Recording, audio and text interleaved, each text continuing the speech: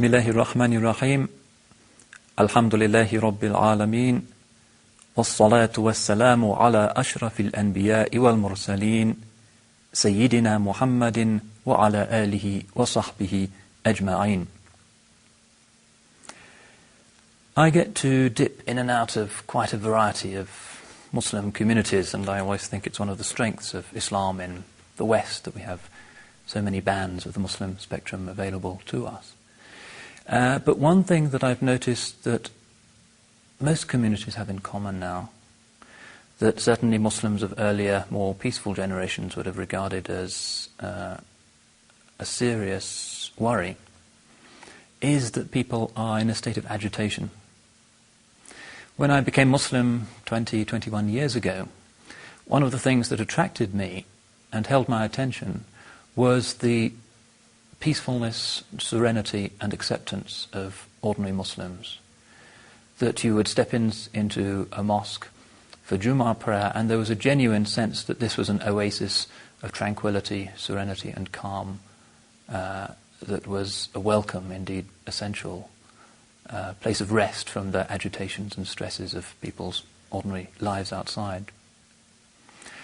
And although many things have certainly improved for Islam in the West over those 20 years, the thing that I've noticed most conspicuously has been that people are starting to lose that beautiful criterion of Muslimness that is known in the Quranic vocabulary as the virtue of rida.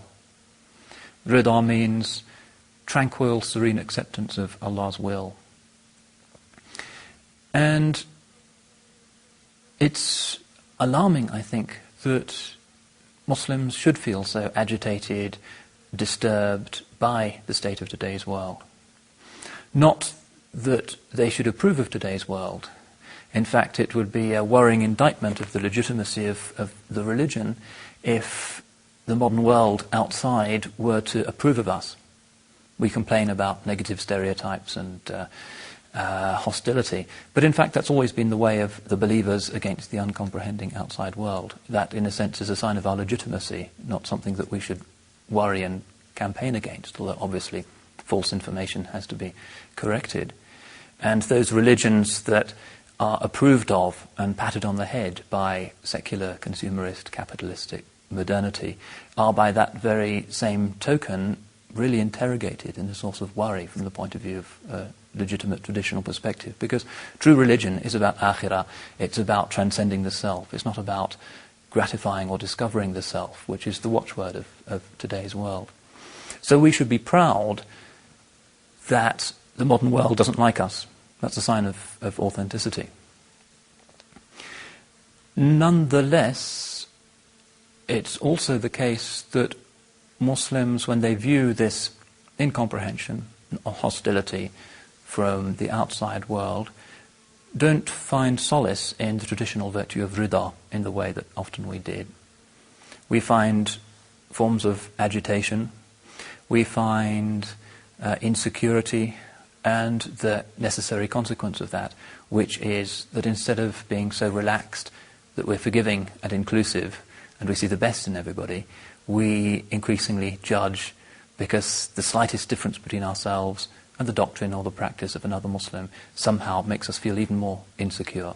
We want the religion to be an oasis of monolithic consistency that gratifies our sense of insecurity.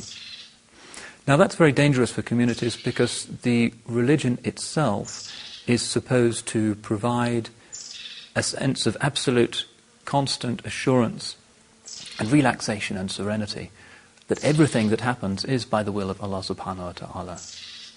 This is at the core of the Quranic message. It's a necessary consequence of Tawheed that Allah is not just the one who winds up the cosmic clock at the beginning of creation like an 18th century deistic God and just lets it happen. So we have to be profoundly agitated by the vicissitudes of time. Allah is the one who is not just Al-Khaliq but Al-Khallaq. He is the one who is constantly creating at every moment. There is nothing that is not the direct consequence of the divine power. وَالْقَاهِرُ فَوْقَ عِبَادِهِ. He is the one who is overwhelmingly powerful over the actions of his slaves. وَمَا رَمَيْتَ إِذْ رَمَيْتَ وَلَكِنَّ اللَّهَ رَمَى. You did not throw, or you did not shoot the arrows when you shot the arrows, but it was Allah who did that. And this is one of the reasons for the extraordinary solidity of Islamic theology, that we don't have a realm of the action of God and a realm that is the realm of some alternative dark force, a satanic force that almost is as powerful as Allah subhanahu wa ta'ala, that the world is a cosmic battle between good and evil. We don't see it in those terms because the message of Tawheed, which is written throughout the Quran, is that there is just one agent in creation. Now, what raises us above just being part of the scenery, as it were, what really makes us human, is not, as some religions hold, suffering, but rather the ability to choose and thereby to affirm the divinely gifted miracle and paradox of autonomy. And this is what we refer to in our theology as kasb. Modern scientists increasingly point towards a very deterministic view of the cosmos, that we are all basically predictable, that our actions can all be deconstructed and interpreted in terms of our education, our upbringing, genetic factors, and there's very little scope left, it seems, for genuine human independence and hence humanity. But the miracle of Islamic religion is that on the one hand it affirms that Allah is ala kulli shay'in qadir, everything is in His hands, and on the other hand it genuinely considers us accountable and responsible for our own actions, so that at the moment when we authentically rise above our genetic programming, our education and everything else, and take a moral decision, a decision for Allah subhanahu wa ta'ala, then we are stepping outside the mechanics of the universe and genuinely becoming Allah's Khalifa on earth. And that's the moment that we refer to as kasb. We don't create our own actions, there's only one creator. But in an instantaneous, miraculous fraction of a second, we can acquire actions. And this is from the mystery of the ruh, which is what sets us apart from the rest of creation. قُلِ الرُّوحُ مِنْ أَمْرِ رَبِّي وَمَا أُوتِيتُم مِّنَ الْعِلْمِ إِلَّا قَلِيلًا. They ask you about the ruh, the spirit. Say, the spirit is of the command of my Lord, or the affair of my Lord, and of knowledge you've been given but little. But we know that we all have that. وَنَفَخْنَا فِيهِ مِنْ رُوحِنَا. Allah breathed something of His spirit into Sayyidina Adam alayhi salam. So that moment of kasb and of acquisition of actions is something that immediately sets us up above and beyond the world and makes us potentially Allah's khulafa. Now, this extraordinary awareness that we have of history as being the unfolding of Allah's knowledge, and we don't believe in a God who is in time. We have a timeless God, because past, present, future, they're all the same to Allah subhanahu wa ta'ala. Everything is one single cosmic act, kun fayakun. That this attitude has historically bred amongst the Muslims a wonderful sense, first of all, of the necessity to act, because this is the prophetic way. وَقُولِ اعْمَلُوا, act, work. And on the other hand, a sense that everything that happens is good, because the purposes of Allah subhanahu wa ta'ala are good. And this virtue of rida historically created Muslim communities whose visitors were always struck by the sense of contentment and serene, resigned acceptance of Allah's decree. And the fact that that's slipping away from us, even though so many other aspects of Islam may seem to be prominent or even coming back to us, is, I think, something that we need to think about.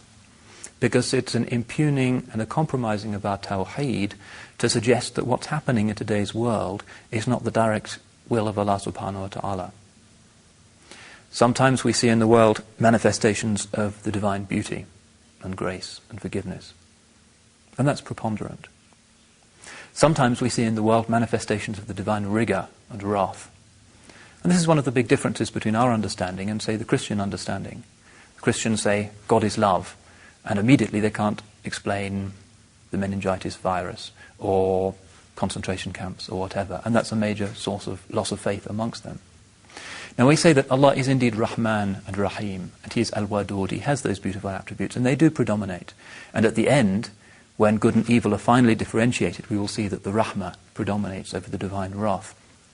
Nonetheless, we also believe that Allah is Al-Jabbar, the overwhelming, Al-Muntaqim, the avenger, the judge, Al-Hakim. And that's one reason why Islamic theology hangs together so well when confronted by the paradoxes of evil and suffering in the world, that we believe that the world is the endlessly subtle interaction of 99 names that include names of rigor as well as names of beauty. Which also means that the perfected human being, the Adamic human being, sometimes and predominantly manifests mercy and forgiveness, but sometimes can manifest rigor as well. Which is why the Prophet ﷺ forgave the people of Mecca, but he also went to war against them. Because he is the true Khalifa, he has those names, and he has within himself something of the Rahmah, and he has within himself also something of Al-Muntaqim, the Avenger. That the true representative of Allah subhanahu wa ta'ala on earth is not just the woolly-minded, kind, benevolent saint who always turns the other cheek, but sometimes has to uphold Allah's rule in the world through those names as well. And that's part of the completeness of Sayyidina Muhammad sallallahu alayhi wa sallam, that in him we can see manifested, insofar as is possible for created mortal human beings, all of the names of Allah, not just the names of beauty and the names of mercy. So we look at the world and we see, in some periods of Islamic history, divine providence, al-inaya, opening the floodgates of blessings to the Muslim ummah, invariably in proportion to the extent to which we deserve it. The Sahaba, everything they did and saw was miracles. The conquests and the conversions and that extraordinary period in history was because they merited it. And at other times of Islamic history, we see other names of Allah subhanahu wa ta'ala manifested, names of rigor. And there can be times also of qabd, of constriction. And the sign of the true mu'min is that when he is given manifestations of Allah's beauty and grace and generosity, he gives thanks. And when he sees manifestations of the divine rigor, he is patient, he has sabr. And if he is truly one of the khulafa of Allah subhanahu wa ta'ala, he has this virtue of rida, which is one of the highest of the prophetic virtues. Now, rida is a Quranic concept, and we can see it in the lives of so many of the great prophetic figures that are held up for our admiration. We see it, for instance, in the story of Sayyidina Yusuf alayhi salam, who has a life which is a kind of sequence of extraordinary catastrophes followed by amazing unexpected honourings. So that after being the favoured son of a prophet, he is cast into a pit in the desert and apparently has no hope whatsoever. But he has rida. He doesn't complain to Allah subhanahu wa ta'ala. He's taken to Egypt, hundreds of miles from his family in the desert, and he's sold into slavery. But he doesn't complain, he accepts Allah's will. And then, وَكَذَلِكَ مَكَّنَّا لِيُوسَفَ فِي الْأَرْضِ, Allah gives Yusuf makana, a standing, a position in the world. And then another calamity befalls him, and he's sent to prison for several years because of a false allegation. And then he comes out again, having had rida and never complained once. And again, the Qur'an says, وَكَذَلِكَ مَكَّنَّا لِيُوسَفَ فِي الْأَرْضِ. And all of that comes, as it were, and the message for us is that if we have rida and serene acceptance, and we don't just panic and bang at the cell doors, screaming to be let out and complaining about our situation, that Allah, in His extraordinary omnipotence and power, can turn our situation over so that from being in the depths of a prison, we become second in command of the most powerful state in the world, which was the position of Sayyidina Yusuf alayhi salam. It's one of the messages of that story.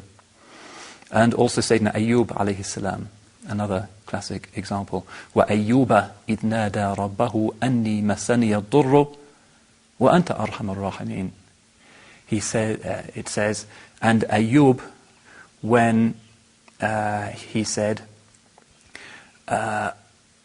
misfortune has touched me, has come to me, وَأَنْتَ أَرْحَمُ الرَّاحِمِينَ, and you are the most merciful of the merciful. It's not like the biblical book of Job where he kind of gets into an argument and a debate with God saying, is this fair? What do you mean putting me through these misfortunes? No. Sayyidina Ayyub, the real Sayyidina Ayyub alayhi salam, says, this is my situation, وَأَنْتَ أَرْحَمُ الرَّاحِمِينَ. And then Allah takes him out and gives him family and health again.